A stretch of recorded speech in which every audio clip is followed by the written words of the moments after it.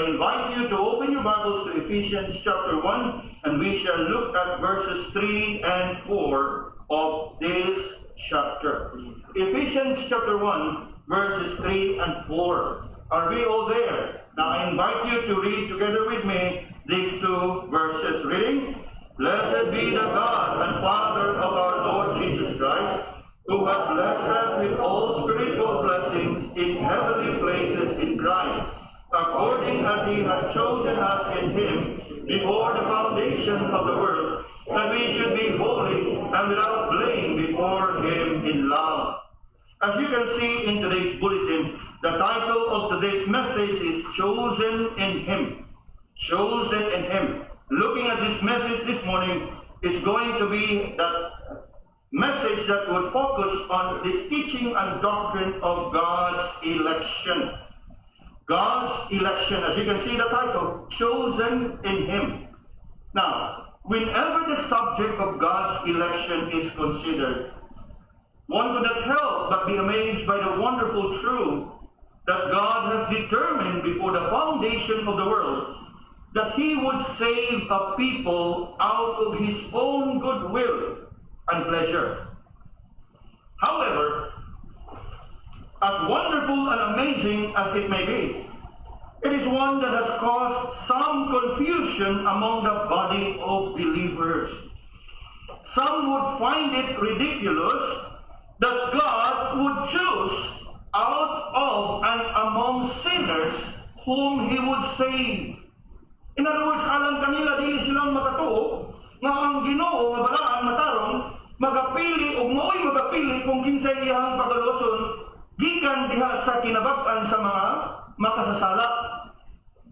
While others cannot accept and imagine that it is God who chose man for salvation, for they are more comfortable believing that it is man who chose God for their salvation.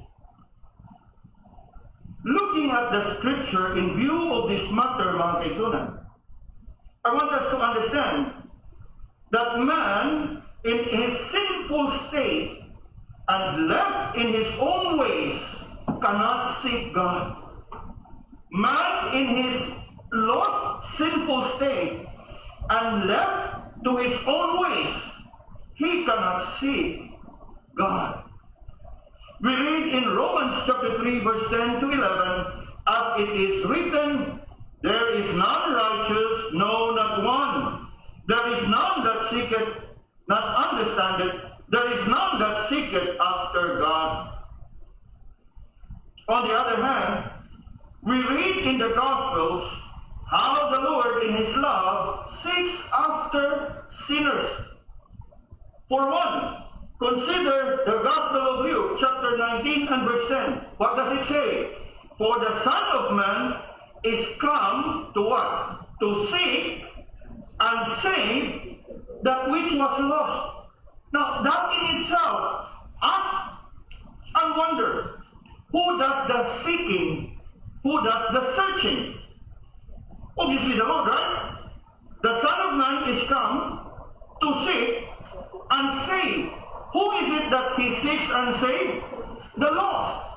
So that in itself would tell us that it is never the sinner who seeks after God, but it is God who seeks after sinners. And yet, as simple as it is in the Bible, still there are many of our brothers and sisters in the faith find it difficult to understand. For they would rather feel and attribute their salvation to their own choosing and seeking after God.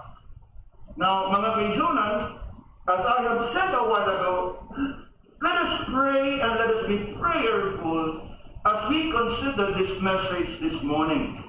Because after all, it is a teaching that is so explicit in the entire Scripture. That it is God who chose man and not man who chose God. Realize then that it is God who does the choosing and not man. Listen carefully. It is only when the Lord, through the working of the Holy Spirit in the man whom He chose, that man is able to choose God.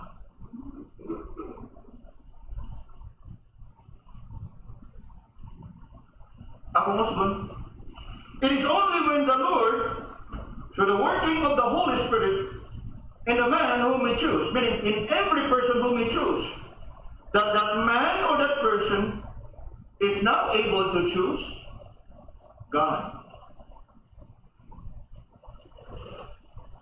Looking at our text this morning, we shall look at this amazing and marvelous truth about God's election as we consider this message that we titled, Chosen in Him. Chosen in Him. Look with me at verse 3. Blessed be the God and Father of our Lord Jesus Christ, who hath blessed us with all spiritual blessing in heavenly places in Christ. Now I want us to notice here how the Apostle Paul gave praise and glory to God for all the blessing and for the manifold blessing that He bestowed upon man. In fact, looking closely at verse 3, I want us to see here, firstly, the source of every blessing. The God, the Father of our Lord, Jesus Christ. What is it that God the Father, our Lord Jesus Christ do? Ingon sa diha, who bless us with all spiritual blessing. So who is the source of every blessing? God, the Father. What else can we see in verse 3? We not only see the source of every blessing, we also see there the scope of our blessing, the reach of our blessing. And how is it like? Described in verse 3. Ingon diha, who had blessed us with what? All. That is the scope. All. And what else? That all this blessing of the Lord, even when we may think of it materially, but the ultimate blessing is spiritual in nature. Dili palang dugay, I think I shared with you through our group messaging. If you tend to define God's blessing based on material things, then you fail to really appreciate what true blessing is all about. Because the true essence of God's blessing that He bestowed upon us is not limited to material and physical blessing. In fact, it is more on the spiritual blessing. So the source, God the Father, the scope, all spiritual blessing, and what else? Look at the scope. Who had blessed us with all spiritual blessing where? In heavenly places. Meaning, ang panalangin niya hindi paambit ka na to is not just good for us here on earth. Rather, it is even good and best for us nga mga magdata na to dito sa gingharian sa langit. Yes, the source of our blessing and the scope of our blessing. And then what? Coming down to verse 4, which will be the focus of our meditation, you would see there the supreme of all blessing. And what is the supreme of all blessing? What is the ultimate blessing of all blessing? Our salvation. The ultimate blessing of all blessing is our salvation. Look at verse 4 now. According as He had chosen us in Him before the foundation of the world, that we should be holy and without blame before Him in love. Now, sa dili pa mo padayon mga kaigsunan, just would like to ask you this question and let's see how you would answer. And here it is. What is it that brings us to become a Christian and enjoy the blessing of salvation and all other blessings that comes with it? I say it again. What is it that brings us to becoming a Christian and enjoy the blessing of salvation and all other blessings that comes with it? no doubt many would immediately and joyfully and confidently say that they are saved and they enjoy the blessing of salvation because they believe in the Lord Jesus Christ. Sounds good. Sounds nice. They enjoy the blessing because they believe in the Lord Jesus Christ. Perhaps others, mindful of placing the emphasis not much on themselves, but putting the emphasis on the Lord, they would rather say, I enjoy the blessing of salvation because of what Jesus has done for me when He came to die at the cross of Calvary. Sounds good also, right? In fact, they are all true. They are both true. You enjoy the blessing of salvation because you believe in the Lord Jesus Christ.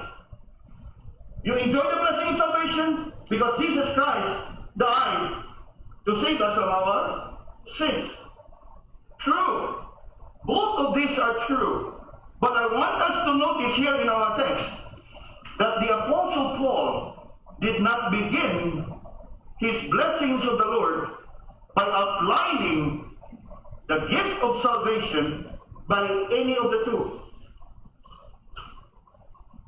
He does not say that we are enjoying the blessing of salvation because we have believed in the Lord, or taken that decision, or given ourselves to Him, or accepted Him as Lord and Savior. Although, as I have said, it is true. But Paul here did not begin his outline of our blessing of salvation by saying that we enjoy it because we received the Lord Jesus Christ.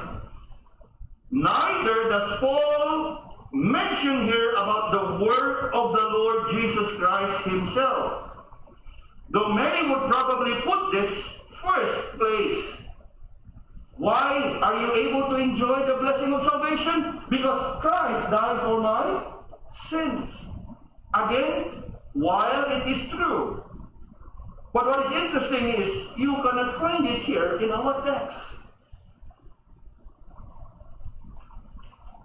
Neither your choice nor of Christ dying at the cross. Yes. Notice here that the Apostle Paul did not begin his outline of our blessing of salvation with any of the two. Notice carefully here that the Apostle Paul did not start with anything that has happened in time and in this world. No, our salvation and enjoying of that salvation did not start in here. Rather, he goes back into eternity past, to that which God the Father did in eternity past. And what is it that God the Father did in the eternity past? Look at verse 4. According as He had chosen us in Him before the foundation of the world. So asa nagsugod ang atoang kaluwasan, o asa ang tinubdan nganong karon atong gi-enjoy ang atong kaluwasan? It's not because you chose to believe, nor is it because Jesus Christ died for our sins. Although these two are part of God's working of salvation in us. But I want us to notice here that all this is but a portion and a part of what God the Father has planned. When was it planned? From eternity past. And that is where Paul begins his text.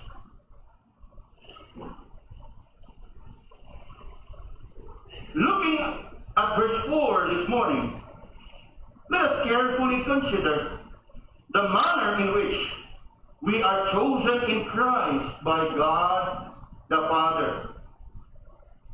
Firstly, I want us to consider the sovereign plan. The sovereign plan. And looking at verse 4, there you would find the sovereign plan. And what is the sovereign plan? We are chosen in Christ before the foundation of the world. Now, looking at verse 4, I want us to connect this with verse 3. Because after all, if you can look at it quickly, beginning in verse 3, it's actually one long sentence that would only end in verse 14. Okay? It's one long sentence that begins in verse 3 and would only end in verse 14. You can only see there, comma, semicolon, comma, semicolon, comma. The full stop would only be found in where? Verse 14. Because the truth of the matter is, it is one long sentence. And what is the context of that sentence? Paul said, "Blessed be God, the Father of our Lord Jesus Christ." Why? Because of his what? Sovereign plan of salvation. The sovereign plan of salvation. Where did it all start? It all started with God the Father, who in eternity past, according to his word, had chosen us in Him. Can you see that in verse 4? So sa inyo mga kaigsunan, nga ang atong pagpili kaniya, resulta na lang to sa iyang pagpili kanato. Unya, kano sa man tayong dipili? According to the verse. Kano sa tayong dipili? Now, it's not my word. It's not even somebody else's word. It is the word of God. We have learned there how Paul praised God, even the Father of our Lord Jesus Christ, for what He has done unto us. Now, what did the Father do unto us? He chose us. When did He choose us? Look at the verse. When did God choose us? So that was the sovereign plan, that we are chosen of God, and anyone who comes to faith in the Lord Jesus Christ, please know this, that yes, you are able to choose the Lord, because first and foremost, it is God who chose you and enabled you to choose Him. Listen carefully now. Before we go any further, I already have mentioned that beginning verse 3 up until verse 14, it's actually one whole sentence. It's one long sentence beginning in verse 3 up until verse 14. You would only find the full stop in verse 14. Now, in these verses, mga kaigsunan, I want us to see in here how the Apostle Paul outlined to us the fact that the triune God, when I say the triune God, the three persons of the Godhead, they are involved in the work of salvation. Look with me, beginning in verse 3 to verse 6, you would find there what the Father has done. Verse 7 to verse 12, we find there the work of God the Son. Then verse 13 to verse 14, we have the work of the Holy Spirit. So if we have to summarize this, God the Father is the author of our salvation. God the Son is the executor of our salvation. He died at the cross. The Holy Spirit is the implementer of that salvation. It is the Holy Spirit that convicts our hearts, that enables us to believe and receive Jesus Christ as Lord and Savior. Gani, tanawa sa makadiyot in verse 13.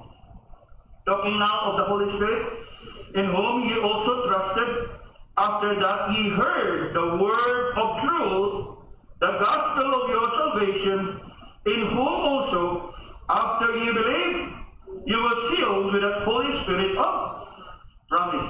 So, looking at these verses, mga kaitsunan, gihanay ni Apostle Paul diha ang dagaya nga panalangin nga atong nadawat, and that is our salvation, in which started and planned by God the Father, executed by God the Son, whom He sent to the world to save us from our sins by His death at the cross. cross. So, God the Father, the author, God the Son, the executor. He executed the Father's plan of salvation. In fact, it would bring us to John chapter 15, in which the Lord Jesus Christ, in his high priestly prayer, is making a report to the Lord. Lord, I have glorified your name. I have done all that you have purposed for me to do on earth. Because after all, the plan of salvation begins in God the Father. God the Father, the author. God the Son, the executor. He executed the plan. The Holy Spirit is the implementer. Make it effectual in each of our lives. Are we following, mga kaibigan? Now we move on. As we look at these verses here, as far as the Father is concerned, please listen carefully. As far as the Father is concerned, a person gets saved because the Father chose him in Christ. When? In eternity past. Notice here that God the Father chose us even before He created the world. Now, sa kunang gingon, dili ni siya sayon nga dawaton o kanabang pagathuan because there are just too many things that can bother us. Pero if you look at it with the eyes of faith, the Bible says it, that settles it. Regardless kung mutuo kag sa dili, kay kanang may nakasuwat tiha mo, yun na siya kamatuoran. Because after all, the truth in the scripture is not dependent as to whether you would believe it or not. Whether you would believe it or not, truth will remain truth. Are we following? Whether you and I would like to believe it or not, it doesn't matter. Because God's word will always be God's word. God's truth will always be God's truth. And that's why I say, many may find it difficult to comprehend, how is it? How can it be possible? No, it's possible, naman, because our God is the Almighty God. All things are possible to Him. And so, we may not be able to really fully comprehend this teaching and truth about God choosing us, but I hope it would suffice for us to take it as it is, because that is what the Bible says. Are we following, mga kaibigan? Now, we move on. God chose us even before He created the world, so that, listen carefully, so that our salvation is holy, in other words, entirely of His grace, and not on the basis of anything that we ourselves can do and will do. In fact, looking at this passage before us, we are chosen by God simply according to the good pleasure of His will. In other words, there is nothing in us that contributes to our salvation. Nga naman, look closely at verse 4. According as He had chosen us in Him before the foundation of the world. Come down now to verse 5. Having predestinated us unto the adoption of children by Jesus Christ to Himself, look at this, according to the good pleasure of His will. So, kang kinsang kagustuhan, kang kinsang kabubuton, ang iyang gibasihan kung kinsa iyang pagapilion, ang iyang kaugalingong kagustuhan o iyang kaugalingon nga kabubuton according to the good pleasure of His will. Again, I will say, not many of God's people may find this comfortable. Oh, really? Again, ang ako pong isulti, whether you are comfortable with it or not, it doesn't matter. This is what the Bible says. This is God's truth. And therefore, we just have to believe it as it is. Kuha na ito mga John? Now, come down to verse 7. In whom we have redemption through his blood, talking about Jesus now, the forgiveness of sins, according to the riches of his grace, not according to our goodness, not according to our righteousness, but according to the riches of his grace. Now, what more? Come down to verse 9. Look at verse 9. Having made known unto us the mystery of his will, look at this, according to his what? Good pleasure, which he had purpose in himself. Sa ito pa iyang kagustuhan, iyang kabubuton.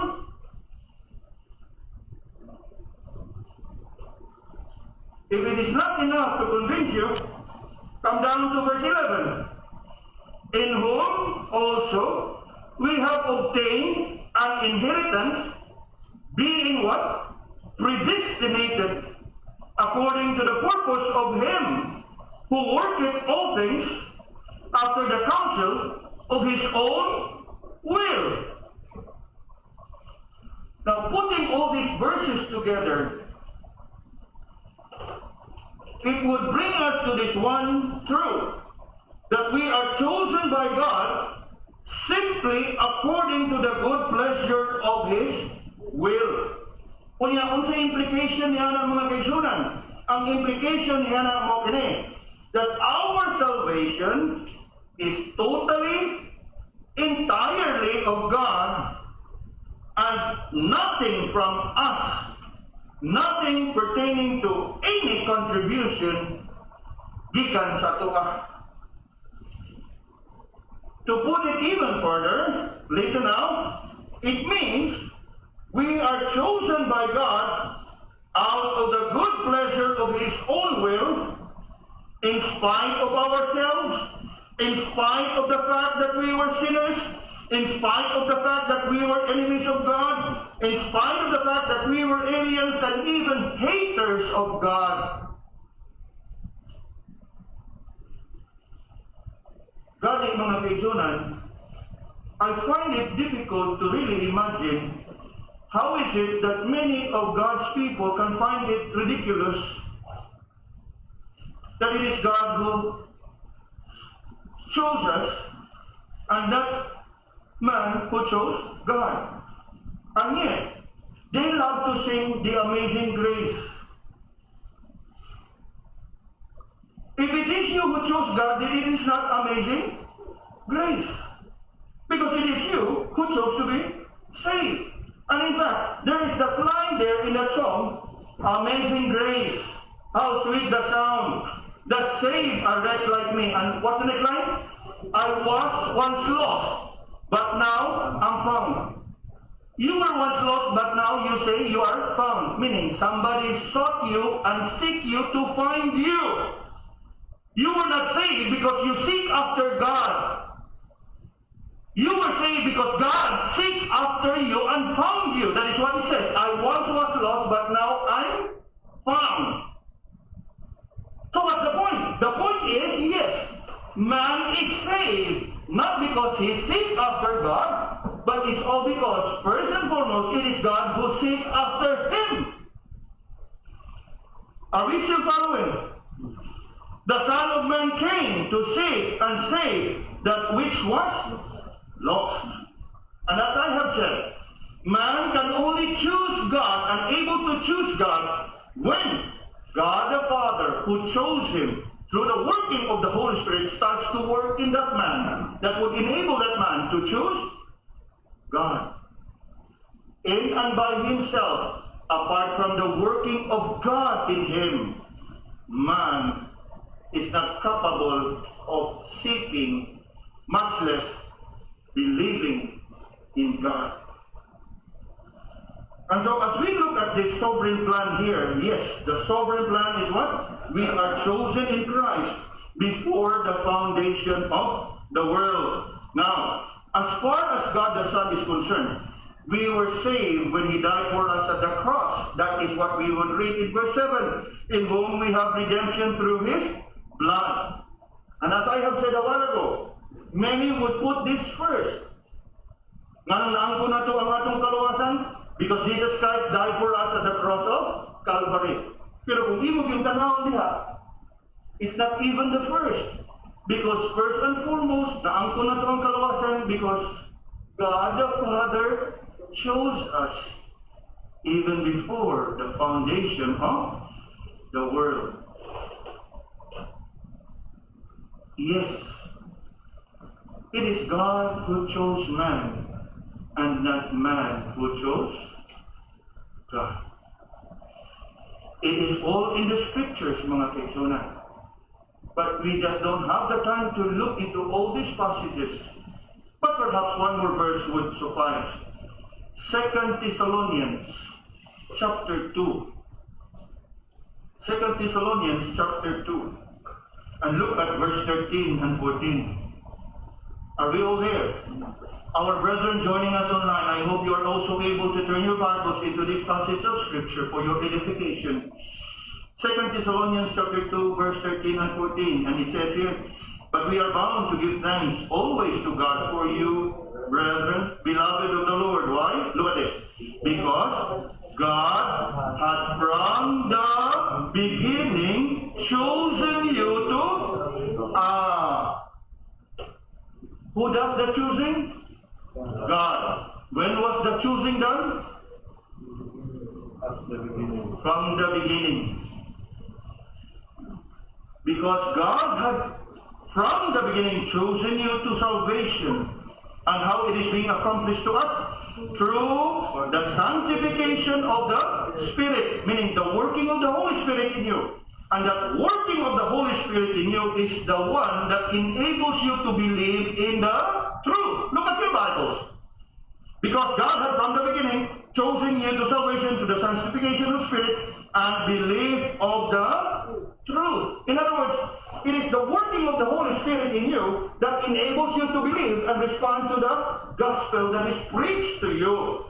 And verse 14, whereunto, look on, whereunto He called you by our gospel, to the obtaining of the glory of our Lord Jesus Christ. And this is what explains. There has been much confusion about this teaching of election. Some people would just say, if the Lord has chosen us, then why is there a need to preach? Yes, we still need to preach because it is the preaching of the gospel that God the Father has ordained, whereby He would call His chosen elect. Isn't it what we read? Through the sanctification, by the working of the Holy Spirit, that you are able to believe in the truth. So, we need to understand it the way it is presented in the Bible. The doctrine of God's election does not exclude the work of evangelism. In fact, it emphasizes the work of evangelism.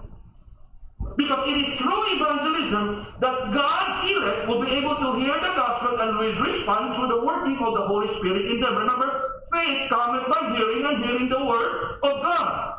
Are we following? So don't buy the idea that it's not just right, because when you believe in God's election, then there's no need for evangelism. Wrong. In fact, the Bible makes it clear that it is the ministry of the preaching of the gospel in which God ordained that His elect would be able to respond to the call of the gospel. To make it very clear in the light of the scripture, not my word over and against other words, but look at it in the scripture. It's all in there. God chose us before, in the beginning. The choosing is done already.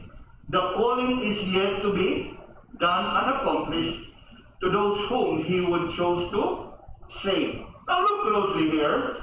Because God had from the beginning chosen you to salvation through the sanctification of the Spirit and belief of the truth.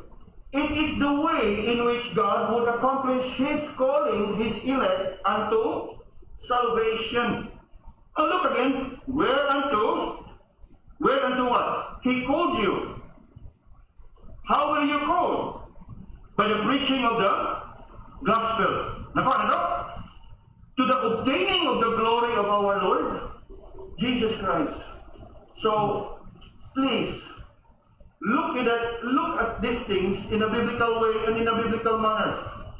God's election, even if I may use the word that many will not be comfortable, God predestined whom He would save. And He would save those He chose and predestined to be saved through the preaching of the gospel. So it's not just right to ignore the doctrine because you would say it contradicts the work of evangelism. Wrong. In fact, it pushes us to even do the work of evangelism even more because God's elect who are still out there will be called to salvation through the faithful preaching of the gospel. Nakuha na ito mga iyon? But we need to understand that all this begins in eternity past. Gani, kung ato yung isipon, ilabi na karoon ka na ito, nga natin ini nga pagtulungan ng pagpanabot, we can only rejoice kaya nga naman the fact that you are saved, you and I are saved. That means we are among God's. Mura di man ta komportable kay maingon man din ato mga kaubanan sa pagtuo nga proud sa dinyong maingon nga pinili. No man ta maingon nga kita maingon nga pinili. The Bible says so. You have not chosen me, but I have chosen you. So the fact that you are able to choose the Lord, that simply means He chose you and enabled you to choose Him. It's very much like what John said, right? We love Him because He first loved us. You know what? You and I, we can never bring ourselves to loving God if not God loving us in the first place.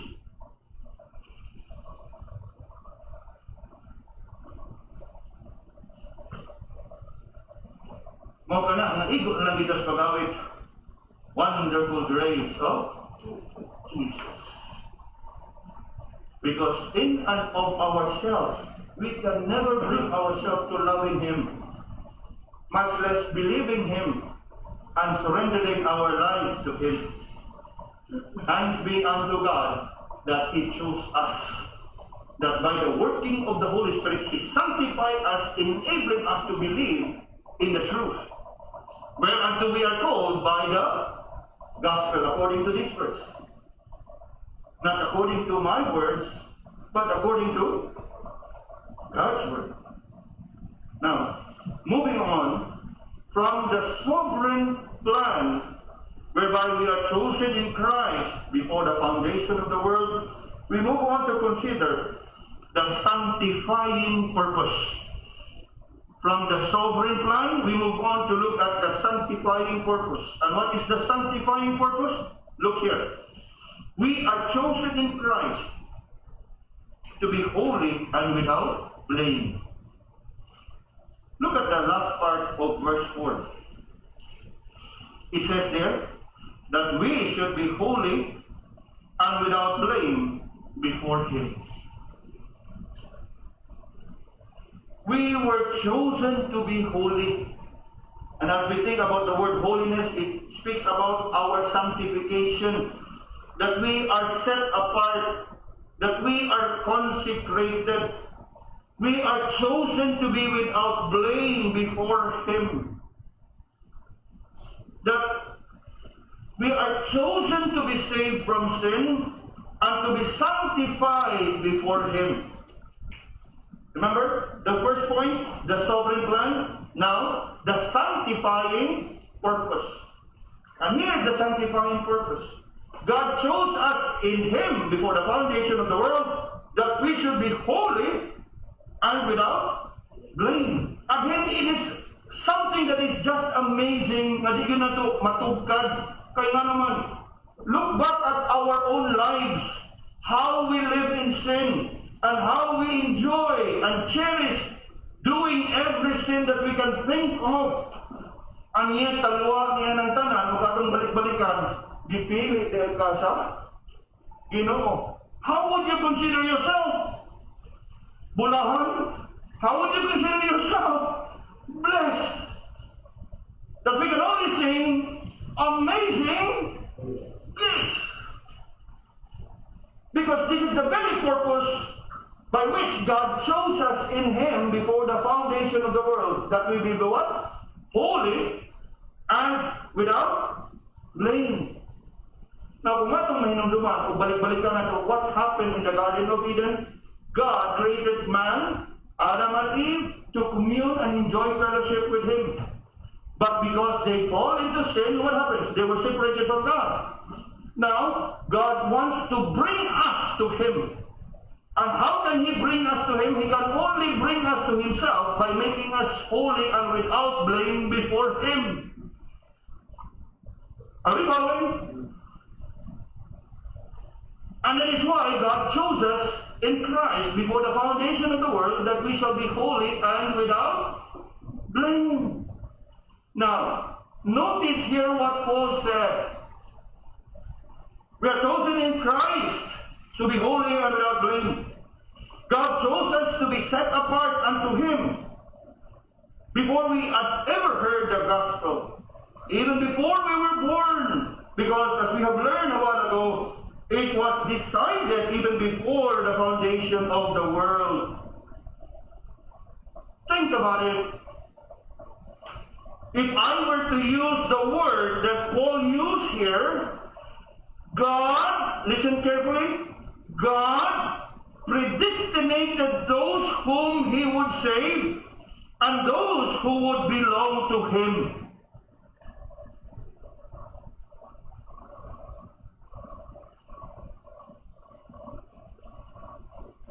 Nga kung ato bitang sudumon o kamalandungan, the more it should move us to praise Him. Lord, why have you chosen me out of millions, your child to be?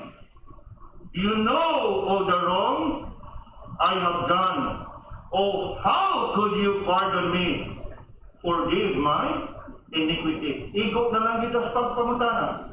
Out of being amazed, marveling at what God has done for us. Something that we don't even can imagine ourselves. For obviously, the more we look at it, the more we would be convicted in our hearts that we are unworthy and undeserving of all this blessing that we have enjoyed the moment we got saved by believing in the Lord. But before you be tempted to pat yourself, that I enjoy this blessing because I chose God, I enjoy this blessing because I believe in Christ, think again. Because the truth of the matter is, you were only able to believe in Christ and chose Him because it is God the Father who first chose you. When? Before the foundation of the world.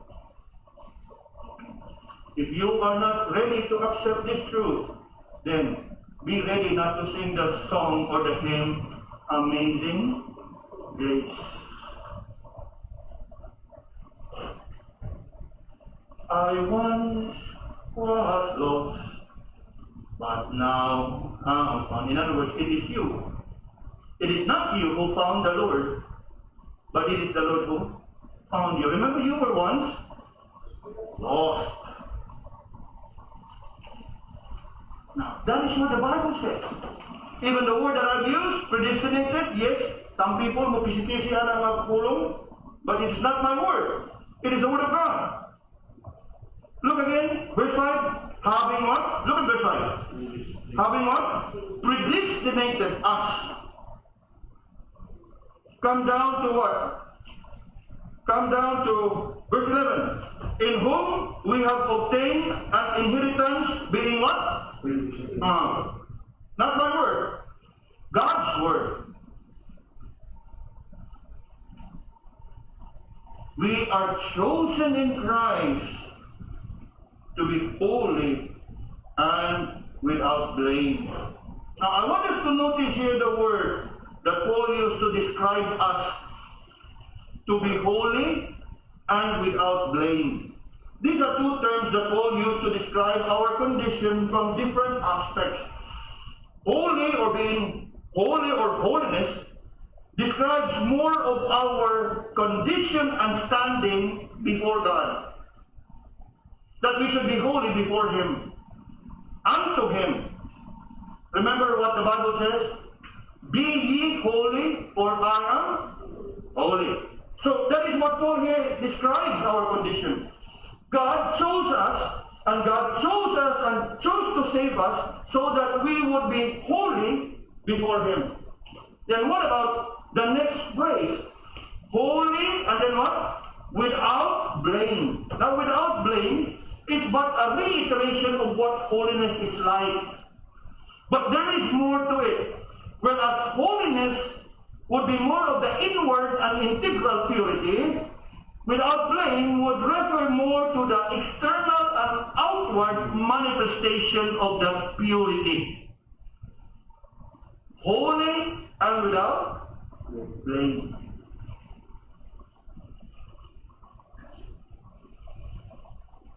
That is God's purpose for us. Why He chose us in Christ for the foundation of the world. The sovereign plan, here is the sanctifying purpose. You know what? This holy and without blame here is the very same condition that the Apostle Paul used to describe the church later on in chapter 5 and verse 27. Take your Bibles there for a while. Ephesians chapter 5 and verse 27, this is what the Apostle Paul here said about the church.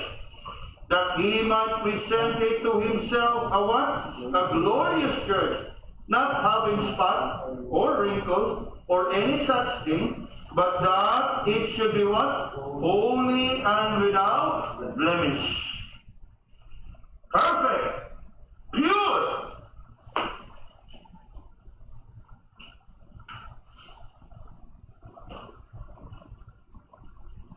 And according to this verse, this has been done when? Before the foundation of the world.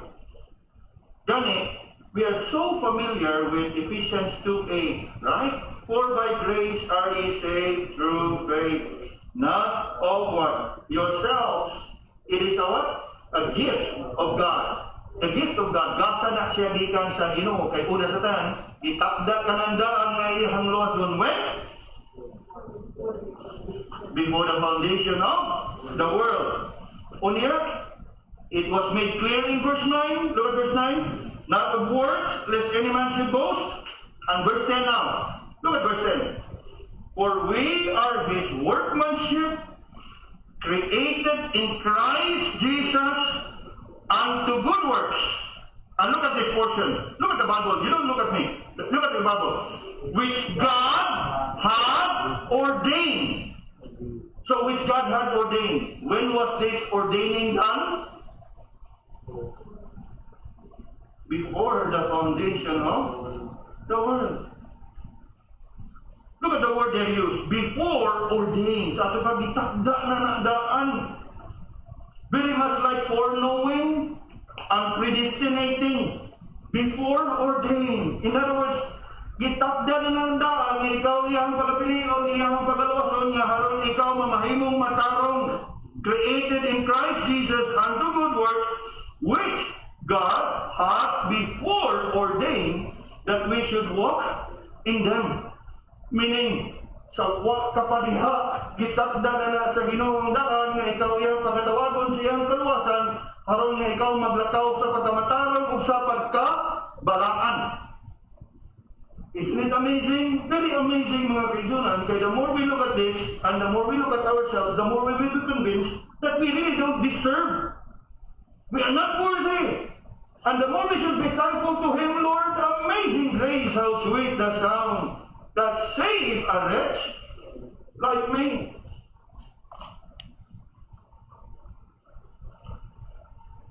That is God's sanctifying purpose. Now we have looked at God's sovereign plan and God's sanctifying purpose. Now we move on. We move on to consider the third and the last point here, the sublime pattern. The sublime pattern. Now, the word sublime simply means the beautiful pattern. Just want to use the word sublime to come up with an S, right? Sovereign plan, sanctifying purpose, and sublime pattern. But the word sublime simply means the beautiful pattern.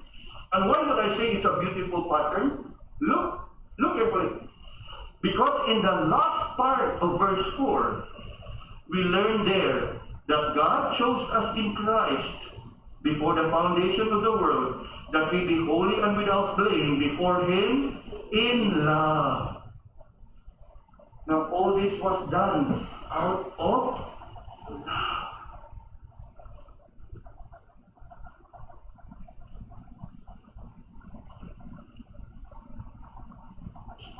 The more that we look at this passage and this message today, the more nga malanay ta, unta ideally, malanay kita.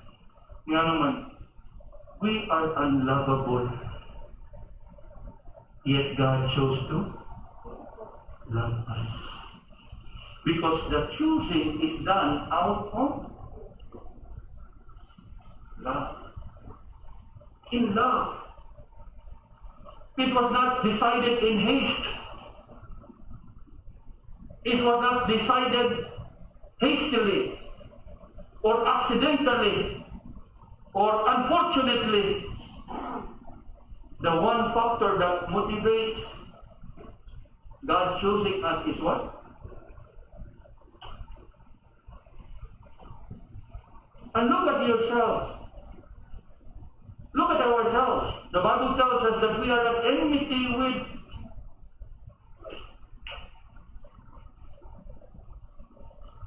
Yet, here we see the sublime pattern of God choosing us. And He chose us in love. Now, of course, the expression here, the last in phrase, in love, when considered in relation to the context, would indeed tell us that it was love that motivates God the Father. Ang di ganit na tumatugka din is from the very beginning of no beginning, because it is before the foundation of the world. Obviously, God in and by Himself is a God of love, and God is love.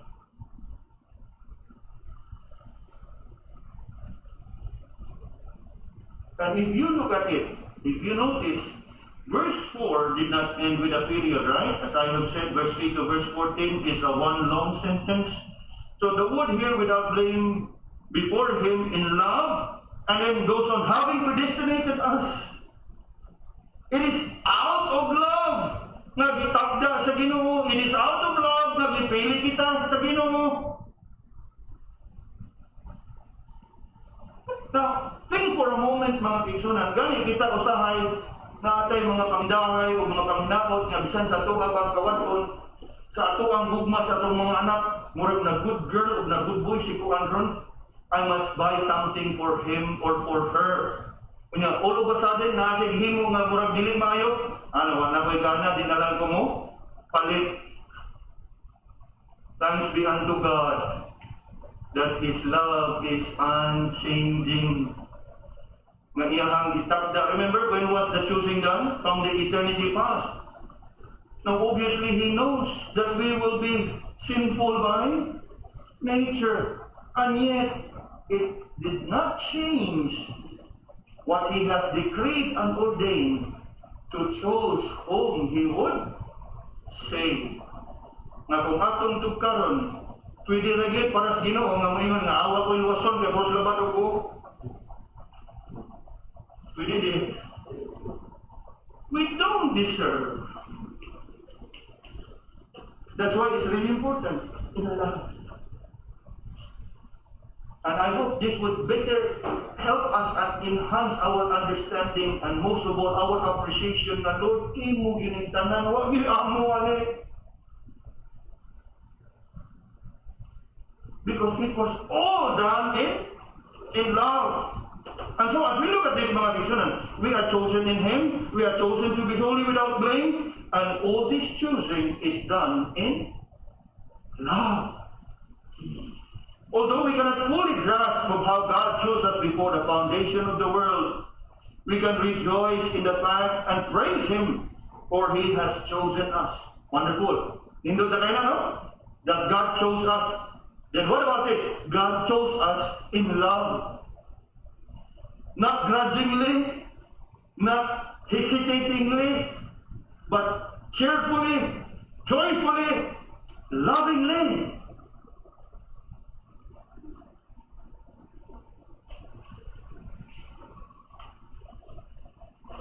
Wonderful indeed. And just as it was founded in love, mga kaibigan, you can be rest assured that it will continue to be sustained and secured by the same great, immeasurable, and glorious love. Of course, we know many verses in the Bible that speaks about love, right? John 3:16 for one. Romans 5:8 is another. God commended His love toward us in that while we were yet sinners, Christ died for us. 1 John chapter 4, verse 9 and 10. And this was manifested, the love of God toward us, because God sent His only begotten Son into the world, that we might live through Him. Look at that. Who purposed all this? God, the Father, sending His one and only begotten Son, as I have said, to execute His plans of salvation, to save those He already had chosen. When? Before the foundation of the world. Now, we need to have a balanced understanding of this, mga kaibigan. Now, because there are those who are also extreme on the other end, na nag-iingon nga, tungod kayo, nagpili na ang Ginoo, kung din siyang pagalawason, na di na mag-evangelism. Na, mo ganin ay katuyuan sa tsoban, nga di sila kadawat ang iyong pagtulon, kaya nga naman, sa ito ba, pipili na ka, di na mag-evangelism. No, that's exact balance is what we are learning here. God chose whom He would save. God also chose the means in which He would call those He chose to save. And that is through the preaching of the gospel in the work of evangelism. You don't swing to the right, nor you swing to the left. Have a balanced biblical view. And as I have said, we are learning here from the scripture itself.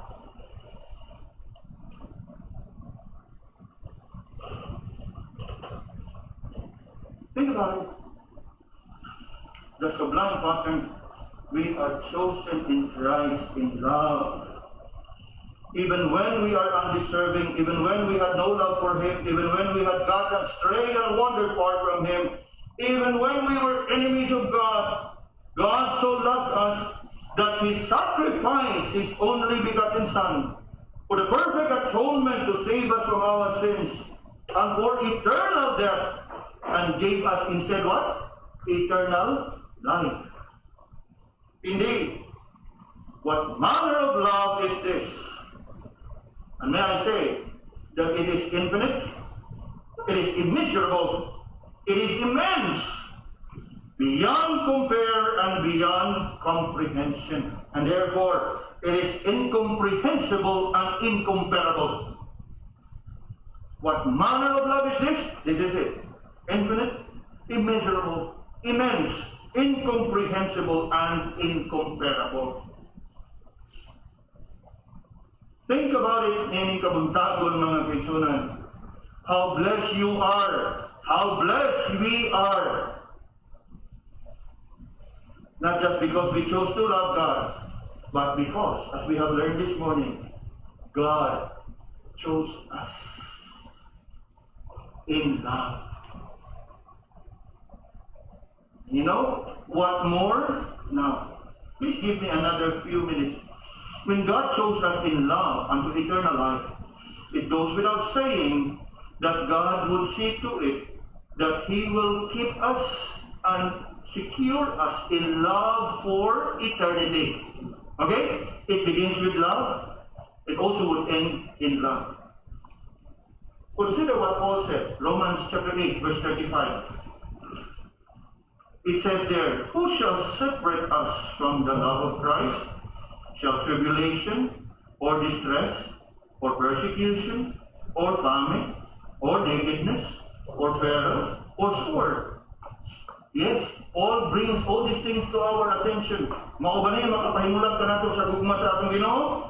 Come down to verse 38 and 39. I am persuaded that neither death nor life, nor angels, nor principalities, nor powers, nor things present, nor things to come, nor height, nor depth, nor any other creature shall be able to what? Separate us from the love of God, which is in Christ Jesus, our Lord. Look at that. God chose us in eternity past, that we would be with Him for eternity in the future. The eternal security of God's elect. These are not my words. These are words from the Scripture. We just have to take it as it is. Yes, some may think that this is a teaching of a certain theologian or certain group or certain... No. We simply adhere to this because this is what the Bible says.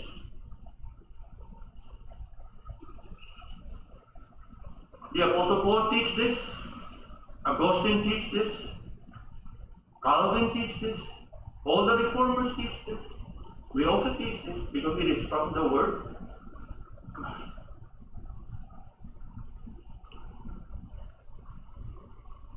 What a comfort it is. What a comfort and a great assurance it is to know this wonderful truth that we are chosen in Christ. Naman, for the truth of the matter is without God choosing us, then no one will be saved. Because out of sinful men, apart from God's choosing, no one is able to choose God. Are we following? Remember how the Lord, through the Holy Spirit, quickened us from the dead by the working of regeneration. Without the working of regeneration, no one is able to come to respond to the gospel of the Lord Jesus. I want to close this message this morning with this quotation from one Scottish minister, a hymn writer in the person of Horatius Bonar. Horatius Bonar. This is with regards to what he said on God choosing us. And listen carefully. God chooses us not because He foresees that we would choose Him or that we would believe, but for the very opposite reason. He chooses us because He foresees that we would neither choose Him nor believe Him by ourselves. Election proceeds not upon foreseen faith in us, but unforeseen unbelief. The point is, God would have to choose whom He would save, because out among us, no one is able to choose Him. That thanks be unto God for His choosing us, for we can never bring ourselves to choosing Him without Him choosing us first. In the same way that we can never love Him if not for Him loving us first. And hearing this message this morning, may we all be encouraged. Yes, there are still many things that may continue to disturb and disrupt our thinking and understanding, especially to some of us who may have been in different understanding of the Scripture and coming from other tradition of the Christian faith. As I have said, setting aside, let's just look at it as it is, directly from the Scripture. In fact, I refuse to name names and any kind of denomination because I want to address this message, this truth, as it is, straight from the Scripture. That you, and even those who are joining us online, will not brand and label us as what? Oh, the kuha na sila niya. Oh, kuha na sila niya. Very clear. that all that they hear from us is directly drawn out from the Scripture. And I pray that these things that we have learned this morning, in the midst of all the preconceived and prejudices and biases in our hearts, may we all be humble before the Lord. Lord, salamat sa kamatuoran nga ikaw gidi ay ang nagpili kadto ug nga ako imong itakda na imong pagalungson kay ikaw na higugma ka nako. You cannot run away from it. For God so loved the world. And thank you, Lord, for loving me, because of your love I'm also able to love you. Isn't it wonderful? Nga kung ato ka lang yan ang dawaton with a humble and teachable spirit mo ragaan kaya itong mamati na dili ba ito magunaw na inyo ng pagtulutan diha. Hey! You will be missing God's blessing if you continue to look at it that way. Praying that our eyes be open and receive it as it is, according to what the Bible says.